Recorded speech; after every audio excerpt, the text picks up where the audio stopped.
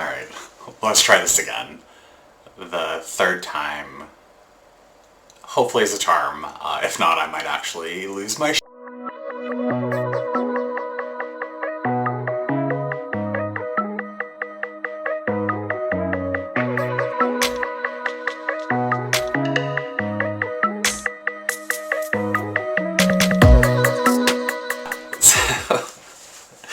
Hi, my name's Jeff. Welcome to Losing My Knit. Don't know what this is going to be. I decided to start this. I recently started a new remote job in a different time zone, and I find myself with extra time in the mornings before I need to sign on. And don't tell my partner, but rather than doing additional housework, which I do some, not enough, could always do more, I decided I wanted to explore this. The name Losing My Knit is a pun. It comes from losing my shit. And yeah, I love how punny the crafty community is. Knit please, Pearl hold my earrings, like there's all those fun ones. A lot of them are violent apparently, or sweary, but they're just so good, and I love puns in general. One of my favorite TV shows is Bob's Burgers. Every Burger of the Day, the storefronts in the opening, the vans, they're all so good, and there's even a couple of quite a few knitting references off and on, but the ultimate one is the Christmas episode. I'll look up the episode, maybe I'll put it on the screen. But Linda finds her knitting that she abandoned in the basement. She wanted to knit some scarves for her kids, and she takes it up again. She's like, oh, I can knit these before Christmas. And she's really bad at it, like really bad. She's like any person learning to knit, but it's funny. Bob takes to it right away. They're beautiful. They look machine made. And but in her nightmare, there's the Knitcracker who like haunts her. There's knitting needles dancing in the background, and you can see the project is like the legs of the from the Nutcracker.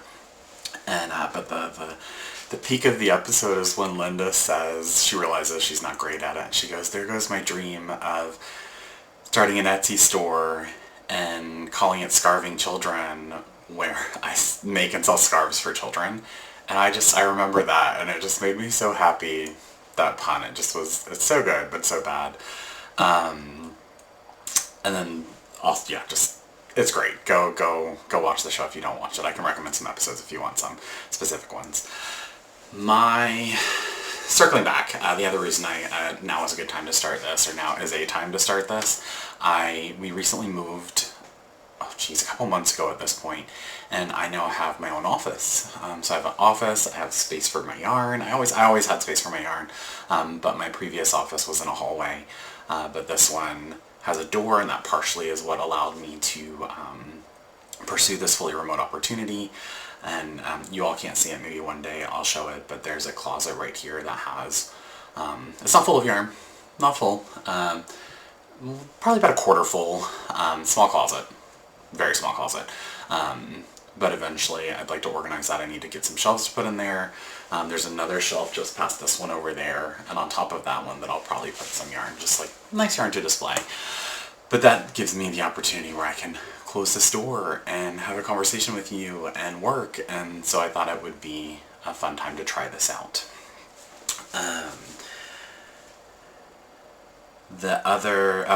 So that's why I thought, now, why not?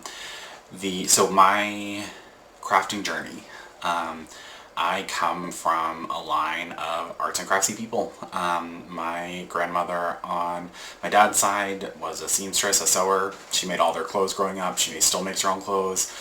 She makes the vestments for her church, and I remember her teaching my sister and I to sew when we were little, and I remember, like the friendship bracelet thread, the I guess cross-stitch thread. I remember her showing us how to apply it and make bracelets and necklaces on her sewing machine. So we did that when we were, little. We grew up next door to them until, I think, high school. So we were always over there. She also taught us to bake. I still use her same bread recipe. And my grandfather on that side as well was very, he worked with his hands. He was a woodworker. furniture, bowls, you name it. He made everything. He still has a workshop. He's not been able to use it for quite a few years, but I still like to go in the workshop and smell the wood and the oil. And then on my mom's side, my grandfather apparently was a crocheter. I didn't know that until I started knitting a little bit more seriously. And then he told me about it, and there are some blankets that he made that still exist. I think my sister has a couple. All my aunts and uncles do. I'll get some eventually. He passed a few years ago, but I know they exist, and I know everybody. There's quite a few of them. I moved around a lot after I finished school, so I didn't keep a lot of things. And my grandmother on that side, that's Graham and Pap. Graham did, it was peak 90s, the sweatshirts with like the cutouts and the paint, the bubble paint. I distinctly remember getting one of those for every holiday. And it may have only been a couple of years, but when you're young, it just feels like it happens a lot. And I do remember those. And so that was sort of how she did it. And she was very, I remember her making really intricate Christmas villages, and across the mantle, the tables, everywhere you could possibly go. And I don't think she painted those, but she may have. But those are the two big things that I can remember her doing. My first foray into knitting, it was either late high school or undergrad. I got it into my head that I wanted to learn to knit, and I bought some cheap yarn and some straight needles from Michael's or Walmart, probably. And I used a book from the library, maybe a CD-ROM, and I taught myself. I learned how to cast on, to knit, and to cast off, and that's it. It's like, okay, I can make a scarf with this. And so I cast on like 50 stitches, and then I just knit, and I knit, and I knit. And I didn't even finish the 2 skeins that I bought. I held them together, so I marled them. No idea what that was at the time, but held them together. And I maybe got a placemat, like it's probably about this wide, and about, or I guess this wide and this long. And I bound it off, and I was done. I was like, nope, I'm done. I'm good. I don't need to learn anymore. I think it was probably a scarf for my mom, maybe for myself. Never gave it, never used it. Obviously, it was a placemat. And set it down, and that thing lived in my closet until cleaning out my mom's house a few years ago. I did finally recycle it. Undergrad, I took a folklore class, and one of the things that we did, it wasn't knitting, but we made a little quilt, and I mean quilt little, like maybe 8 inches by 8 inches, and it was mostly just to learn the basics of it, and it was one of the coolest things that I did, and I think that kind of stayed with me, working with my hands again, and I think I was, so that was a really cool thing. I have it somewhere. It might be in my box of childhood growing up stuff that I kept. Again, my dad's house. Should probably bring that up here now we have more storage. And then, so fast forward to, the mid-2010s, I started to get the itch again. I think, I'd started my career, I was working, and I just wanted something else. We play a lot of video games. I read a lot. I had a book blog for quite a while. I still kind of have it. I'm kind of picking that back up again too, now that I finished school again and had a whole bunch of, big life changes over the last 6 to 12 months. So I'm starting to get back into that. And, but the knitting, we visited a store in Western North Carolina, and I bought a couple of things of yarn, and I remember I finished one of the projects right away. It was a pretty basic star stitch scarf, fingering yarn, very small, but the yarn was on sale. That was a really cool pattern. Again, it's probably about this wide, 4.5 feet long, I'm not sure. And I taught myself star stitch. At that point, I had some time between high school or undergrad, and then I'd learned how to purl. But I taught myself star stitch, and then the hat was actually a brioche. I think it was also a brioche star stitch. It's the brioche rub. Maybe I'll put a picture up here. If not, sorry.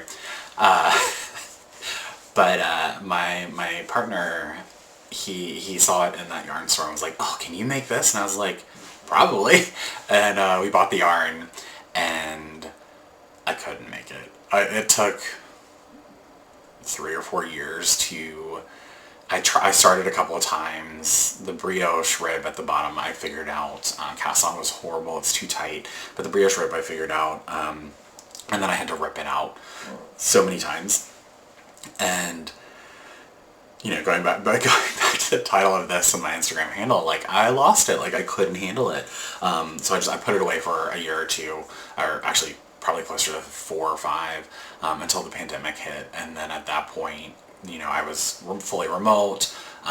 What I was doing for my job kind of came to a standstill, so I was filling my time doing all sorts of other things, and, you know, cutting out a commute gave me like 3 extra hours a day.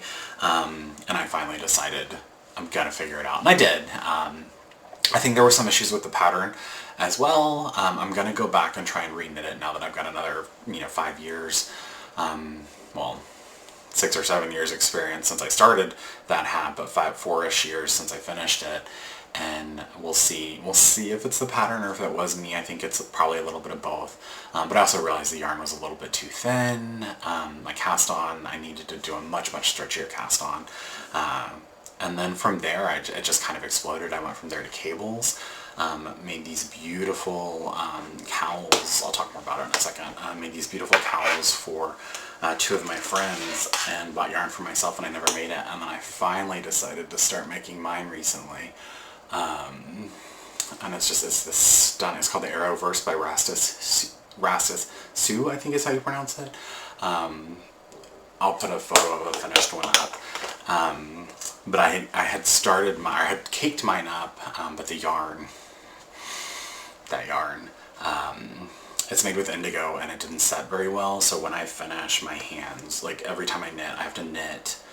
My hands are blue. I'll put a photo of that as well, because like I'm still so angry about it. And I remember when I picked this up to finally do it recently, why I had set it aside. And so, yeah, I'm gonna power through it, and I'm gonna wash it, and I know it's gonna lose a lot of its color, but I'm hoping it'll fade to like a nice faded denim color.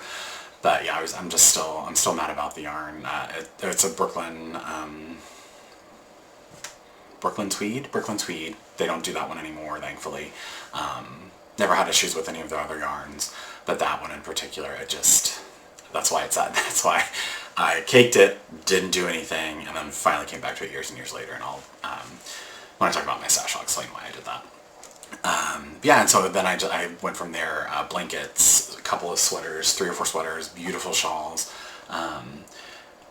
both, sort of long scarf, oversized shawls. I think, something, if you can't really see, but I am a very large person, so I am close to 6'4", pretty heavy, broad shoulders. So when I have to knit something, I have to knit one of the largest sizes, if not the largest size, to be comfortable in it. So that's a lot of yarn. Like, I've made 1 fingering and 1 sport weight sweater for myself, and that is a lot of knitting. And so I knew going back to the pandemic, one of the things up until that point, I had this really weird knitting style. I think when I looked it up, it's kind of like, I think it's Irish cottage knitting, or similar to the one where you put the knitting needle in your armpit, but I just would balance it on my leg. So I was only ever moving 1 needle at a time. I was holding it, I was moving it up and down and reversing them. And I kind of got to the point where I could use, when I switched to circulars for any project, I didn't have to do it that way anymore. Obviously, I couldn't do it that way anymore, but I was still throwing, and I decided during the pandemic I wanted to learn Continental. I thought it would be less stress on my arms and my wrists, and that I potentially might knit faster. So I knit a couple of blankets. I taught myself that using YouTube and a couple of blankets to just knit back and forth, purl, and we're talking hundreds of stitches. One of these blankets was like 600 or 700 cast-ons. The shawl, again, this is one of the ones, again, also by Rassus. Stunning, beautiful. I love it. I'm obsessed with it. I've made 2 now. I made my boss one at the job I just left. Hers is burgundy and cream, but like the yarn is wonderful. Cascade, no, Plymouth Hearthstone. It is the softest yarn. I'm pretty sure it has alpaca in it. But the design, I look at it, it's just, his designs are so classic and timeless. And this was one of those projects where I just needed hundreds of stitches to practice, the grabbing it and the moving back and forth and just practicing. That's not just a garter, but that is how I learned, or how I taught myself. And then that made the sweaters a little bit easier when you're just, doing stockinette round and round and round and round. I did some color work as well. Again, I don't know why I choose the hard ones. For my partner, I made him the Lopsinger sweater. Again, I'll try and put a photo here. And it's in English, I think it's a fleece sweater. It's Norwegian, by Pickles Design. Beautiful sweater. He picked colors that were very similar to the ones in the pattern, but it was rough. It was rough.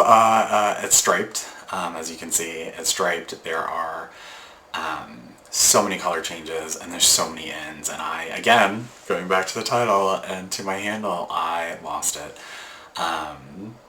I did the body in about 2.5 months, didn't do anything, because I had to calculate the sleeves. So he's broad but has shorter arms. So I knew I needed to do a different size for the sleeves. And so didn't do the sleeves for almost a year, did both the sleeves in about a month. Not even a month, it was maybe 3 weeks.